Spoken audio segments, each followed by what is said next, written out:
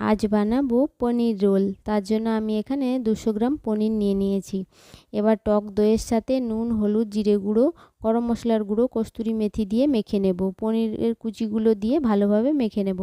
এবার ফ্রাইং প্যানের মধ্যে আমি অল্প তেল দিয়ে মেখে রাখা পনিরগুলো দেব। একটু ভাজা ভাজা হয়ে যাবে, ওর সাথে আমি অল্প একটু চিনি দেব। এবার পেঁয়াজ কুচি আর ক্যাপসিকাম কুচি দিয়ে একটু ভাজা ভাজা করে নেব। রেডি হয়ে গেল। এবার আমি এখানে আটা মেখে নিয়েছি। আটার থেকে একটা বড় লেচি কেটে নিয়ে একটা বড় সাইজের রুটি বেলে নেব।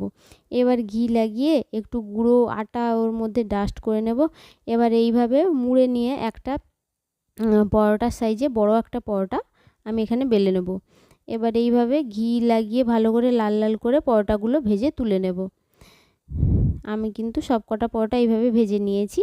এবার ওর মধ্যে যে আমি পনিরের টপিংটা বানিয়ে রেখেছি, এবার ওটা দিয়ে ভালোভাবে র্যাপ করে নিলেই কিন্তু রেডি হয়ে যাবে পনির।